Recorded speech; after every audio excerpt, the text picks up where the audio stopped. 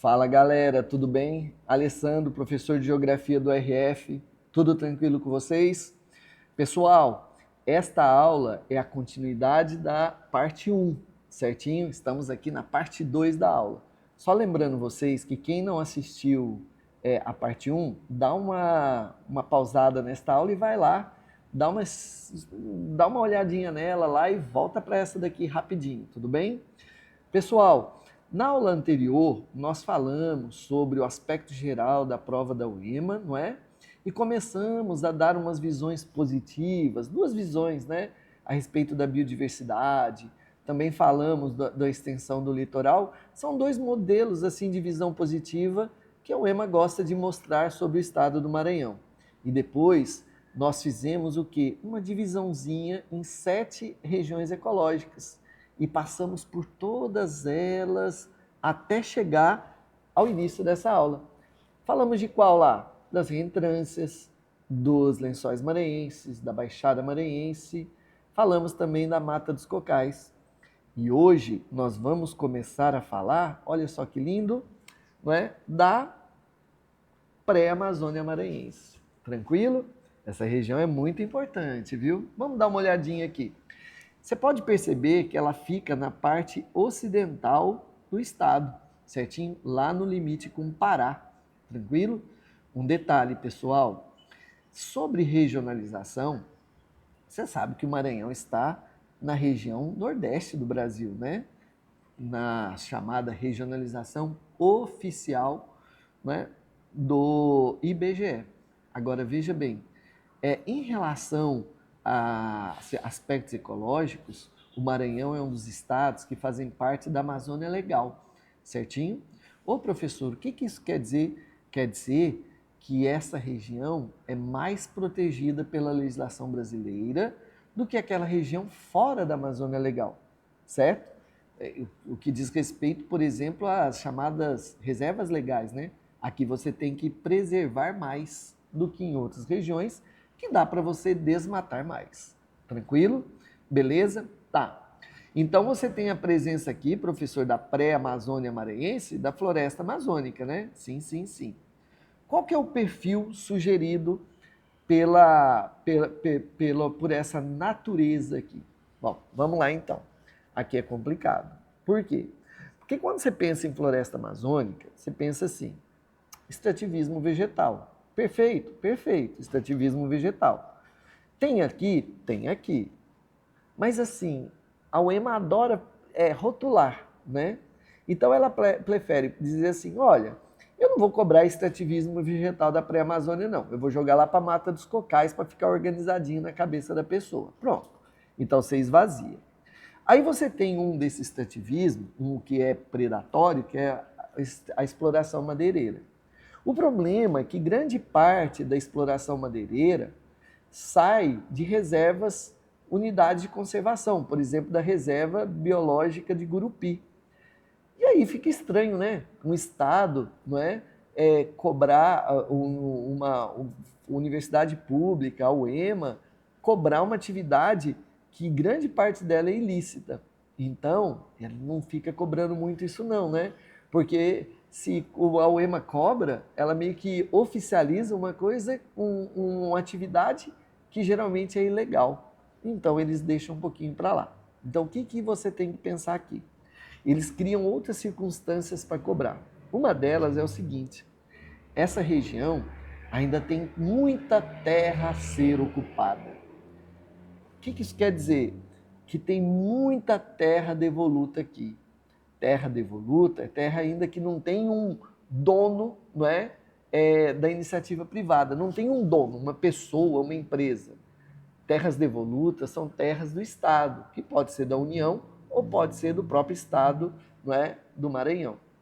E as terras devolutas, na minha ideia de pensar para o vestibular, é aquela que não tem dono. Se é aquela que não tem dono, todo mundo quer ser. Então, quem quer ser?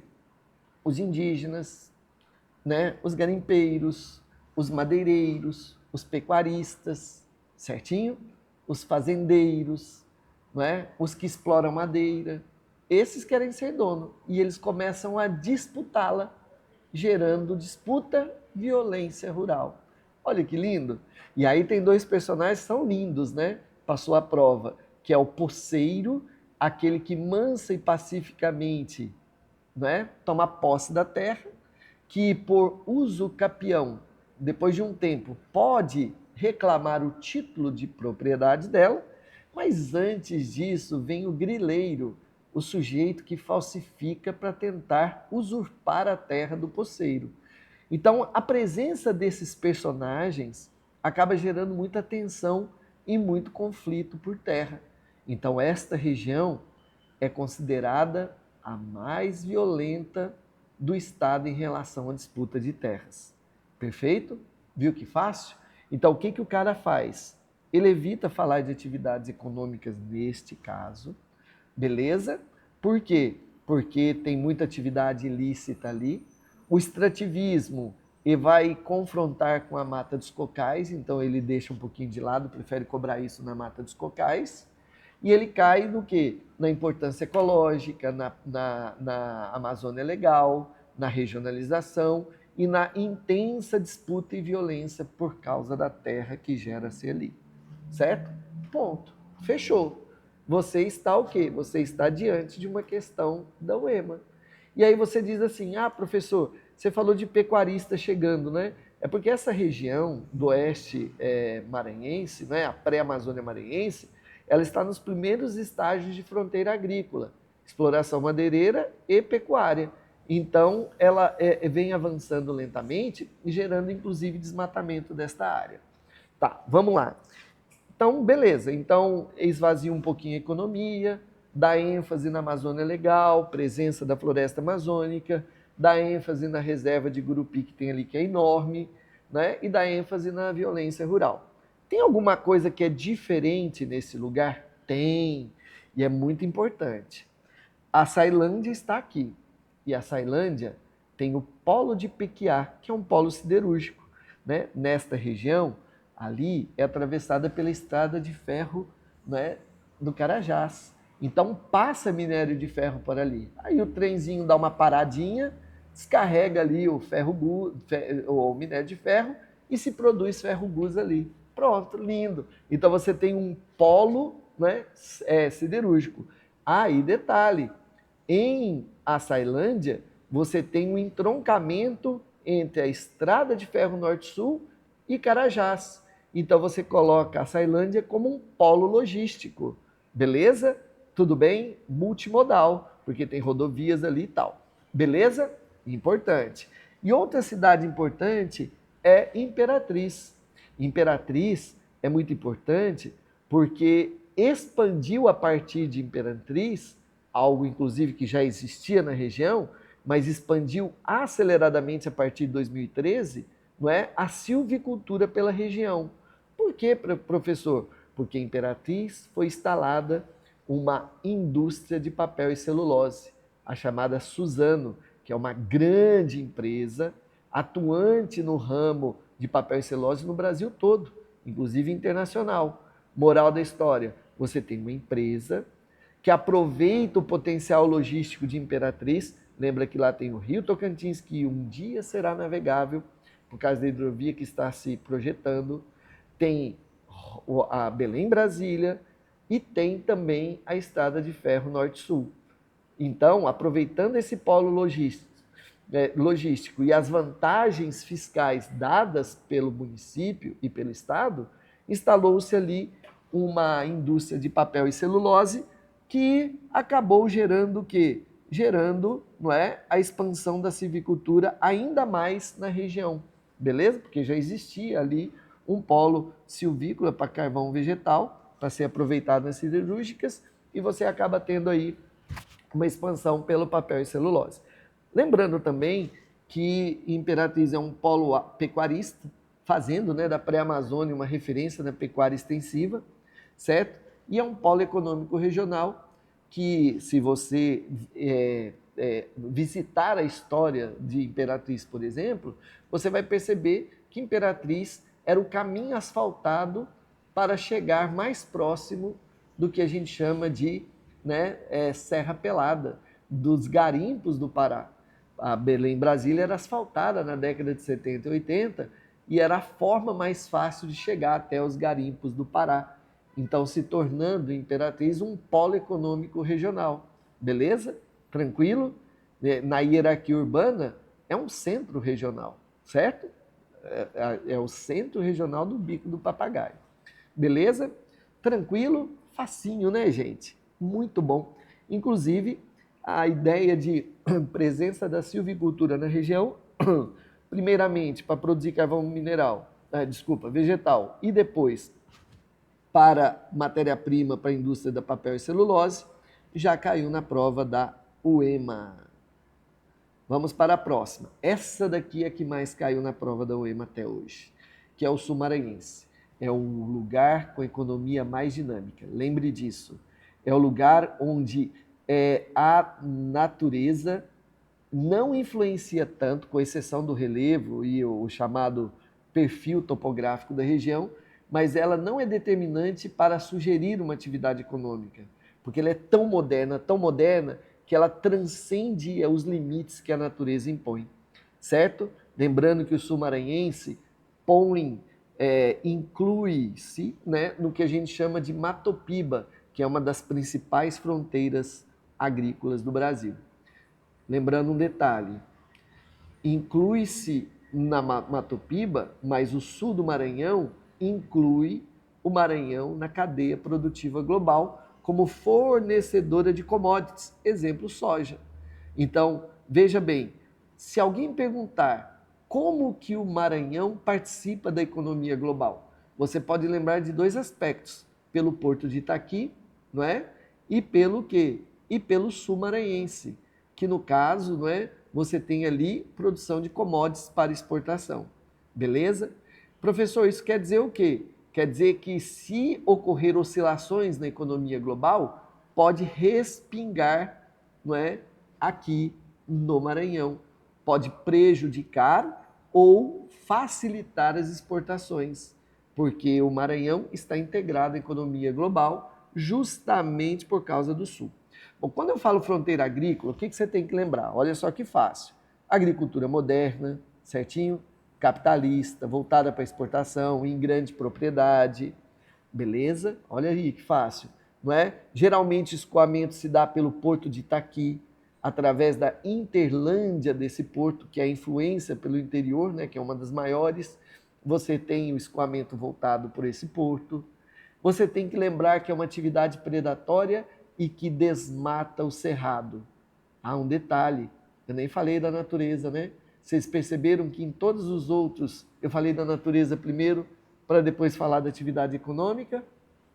Eu nem tinha falado da natureza, olha que lindo. Por quê? Porque não precisaria nem falar, mas é bom falar. Veja bem, o sul maranhense é a região do Cerrado, é a região das Chapadas. Perfeito? Tranquilo? Então é a região do Cerrado maranhense, principalmente. E lógico, tem as chapadas ali também, né? Como a Chapada das Mangabeiras e a Chapada das Mesas. Agora um detalhe muito importante, viu?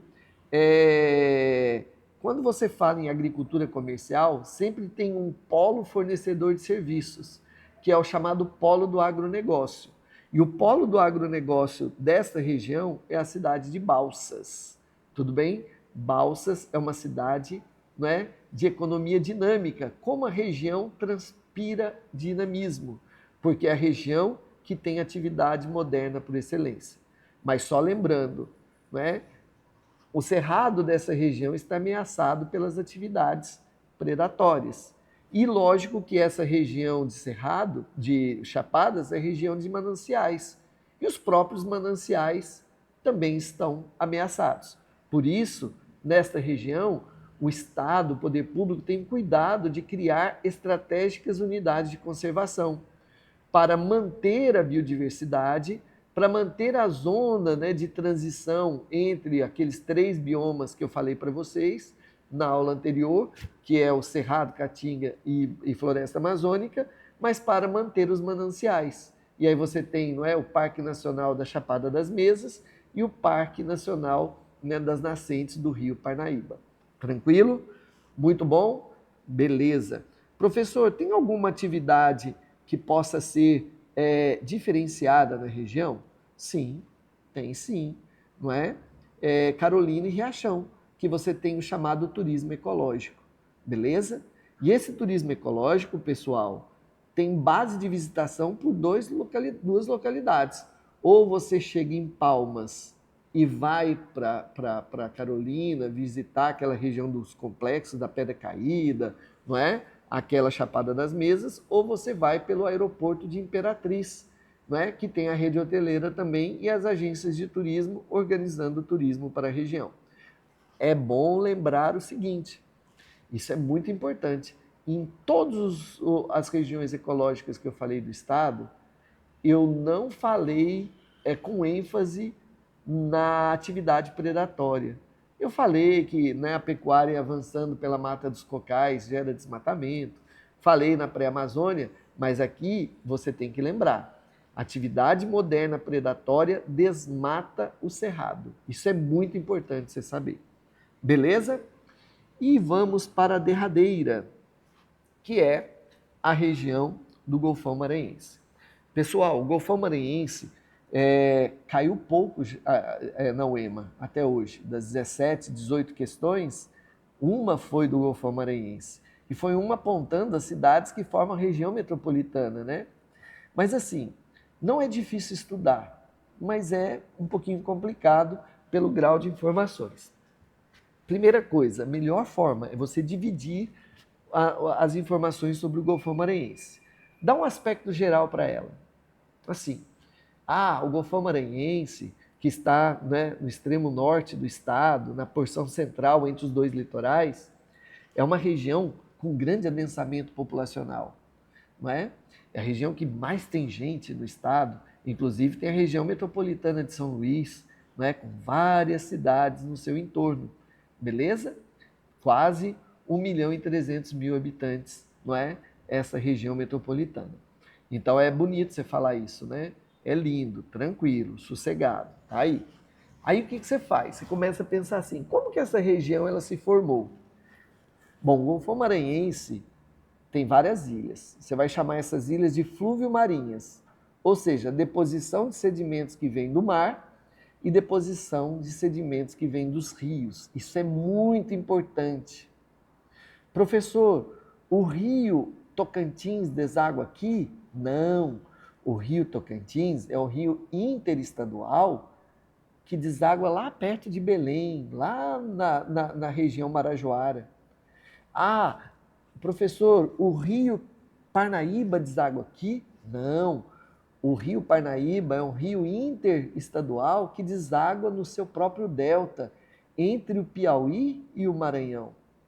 O rio Gurupi deságua aqui? Não. É um rio interestadual, que deságua entre o Pará e o Maranhão. Veja bem, eu dei ênfase em 3 rios e coloquei as características deles de interestaduais.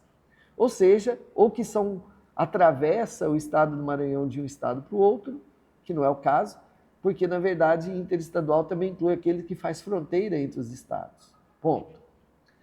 Os rios que desaguam aqui são os rios genuinamente maranhenses. São exclusivamente maranhenses. Rio Mearim, Pindaré, Itapecuru, Munim, certinho? Esses rios desaguam. Quando eles desaguam aqui, eles depositam seus sedimentos também, porque é uma região de águas lentas. Lembra de planície da Baixada Maranhense. Então aí vai formando as ilhas, né? E uma delas, inclusive, onde está São Luís, que é o Pão-Açu. Olha que lindo! Então é muito importante. Em relação à paisagem natural, você tem duas paisagens predominantes, que são as dunas, formadas, não é, pelos processos erosivos, e tem os mangues. E aí, muito importante você saber, dunas sofrem intervenção antrópica intensa. Mangues sofrem intervenção antrópica intensa. É muito legal você lembrar isso. Por quê? E, lógico, você tem que distinguir essas intervenções. Veja lá, as dunas estão perto do mar. E os mangues estão afastados do mar, da frente para o mar. Beleza? Salvo algumas exceções. Tá. No geral, de frente para o mar é mais valorizado. Afastado do mar, onde há grande presença de mangues, é desvalorizado, não é? Imobiliariamente falando. Então, para frente do mar, você tem as classes mais ricas, a classe média alta e a alta vivendo. É a região, por exemplo, não é? Onde tem os bairros mais modernos, onde várias edificações são construídas. E é essa a ação antrópica. As dunas estão sendo compactadas, as dunas estão sendo retiradas para a expansão da parte mais moderna da cidade de São Luís e os arredores. Moral da história, você tem uma especulação imobiliária que o quê? Que gera danos. Beleza? Mas o mangue não, né? O mangue, o que você percebe? O mangue é uma região mais afastada, em que a população mais carente, mais pobre, infelizmente, vive. E ali eles geram outros tipos de impactos, como a falta de saneamento básico, não é? Gerando poluição dos mangues, não é? Como a ocupação e desmatamento dos mangues. Então, o que você percebe é que é uma região menos valorizada. E aí você tem que ser muito esperto. Por quê? Porque existe uma segregação socioespacial. A parte mais próxima da faixa litorânea, mais valorizada, não é? Os bairros mais adjacentes a ele, como Coama, não é? Tem mais valorização. E aí, nesse caso, não é? Vive a classe média, vive a classe alta, a classe média alta, vivendo e usufruindo dos melhores serviços públicos.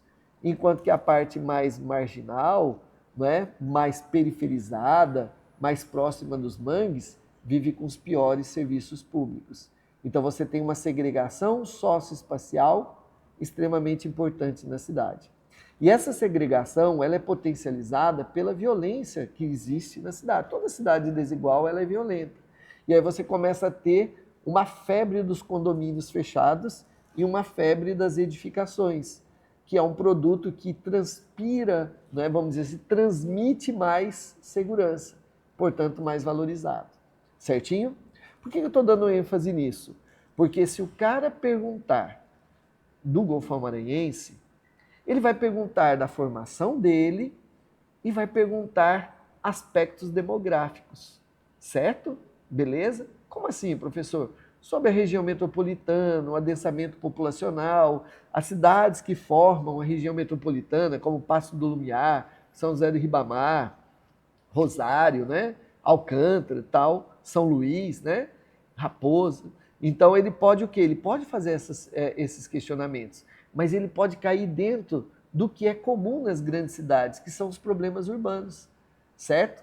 Olha só, segregação social, falta de infraestrutura para a população mais carente, melhor estrutura e especulação imobiliária, lugar onde os ricos e os de melhor condições vivem.